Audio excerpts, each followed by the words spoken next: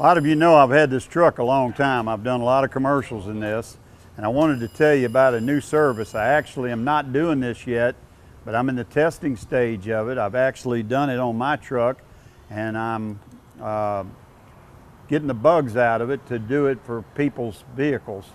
As of the 1st of January of 2014, the state of Florida has got a 50% rebate on fleets defined as 3 trucks or more to for the installation cost of converting your truck over to natural gas.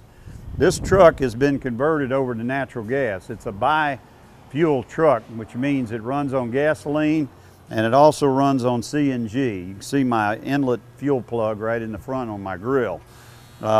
Jeff, who works for me, who's my drivability guy, has installed this on my truck. You can see the pump on it. It pumps the natural gas right into the intake. It's got the computer over here, and it's a very complicated setup, but it works well as designed. And one day we hope to put these on. We're not, as I say, we're not doing it yet. One problem I have with it is there's 2 natural gas filling stations. One's on Pine Forest Road, one's in Ellison Park.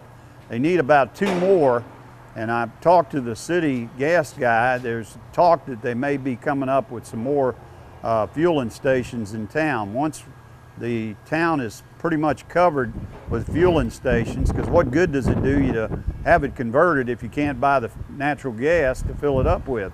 So once that fueling stations are in place, we're going gangbusters on doing this. As I say, we've already done it on my truck. The gas price is like $2 a gallon roughly to put the natural gas in it. It gets about the same gas mileage as your regular gas does. The performance of it probably is a little drop from what you get on your regular truck, but not much. This truck's so fast with all this exhaust, cold air intake that I have on it by K&N that I can't even hardly tell a difference in the performance with the natural gas compared to regular gasoline. Okay, we have mounted here the fuel monitor for gasoline to natural gas. Toggles right for gasoline, toggles left for natural gas. The gas gauge for the natural gas is the lights here. So as these lights drop off, they're green lights. When they get down to a red light, that means it's pretty much out of gas.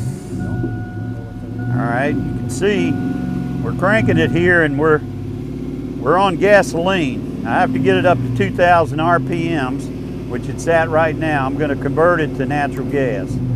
Okay, the truck now is operating on natural gas. You can see I have 3 green lights, so it's pretty close to full. 4 would be full, the 3rd's blinking, so it's a little more than a half a tank. And it's running now totally on natural gas. This is a natural gas running truck at this moment. And I can be going down the interstate and all I got to do is flip it, and now it's on gasoline. It's just that simple to operate. This one day, folks, is going to be a really big deal. And we want to be the first to be cutting the rug on it. That's why I've already done my truck. As you can see here, this is the tank, fits in the back, perfectly safe.